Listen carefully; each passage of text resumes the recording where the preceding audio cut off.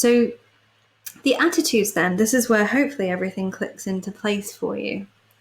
Different cultures have very different values and traditions, and this creates conflict. So it's very specific to Japanese culture, this idea of the dishonor on the family, the shame that a kamikaze bomber who fails to deploy his bombs faces when they return alive. No one outside of that culture can really fully understand how it feels.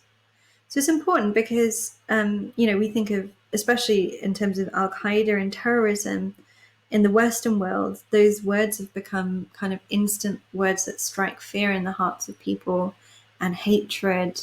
There's a lot of things to do with dislike of Islam that comes from a misunderstanding of Islam, that comes from a hatred of individuals who are part of a very small group who have very specific Islamic beliefs, and then suddenly thinking that all Islamic people are like these very small kind of cultural,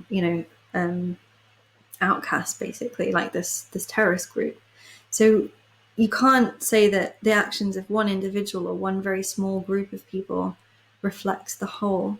But you can also say that there's trends in humanity that no matter whether we're Christian or Muslim or atheist or Shinto or any background, there's just things to do with humanity and how humans are that underpin all of these different religions and cultures.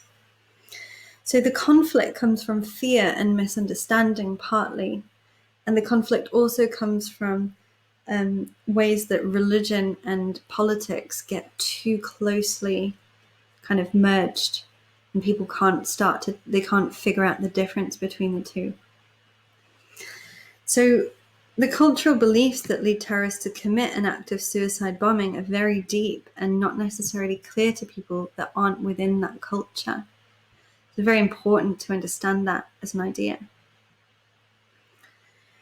And also, it takes huge courage to go against the pressure of your culture. So this guy, I think part of the point is that this kamikaze pilot is sort of like a kind of tragic hero in reverse, because he doesn't kill himself and he doesn't kill other people, but then he faces a really kind of cursed life where he's just shunned and ignored, and not only him but his whole family suffer dishonor because of that.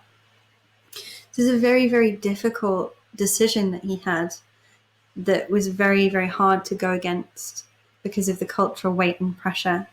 So sometimes we don't want to blame the individual, because an individual is a kind of product of their culture, their environment, their upbringing.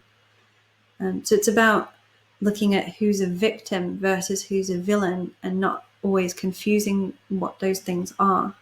People can be victims of their own culture quite easily.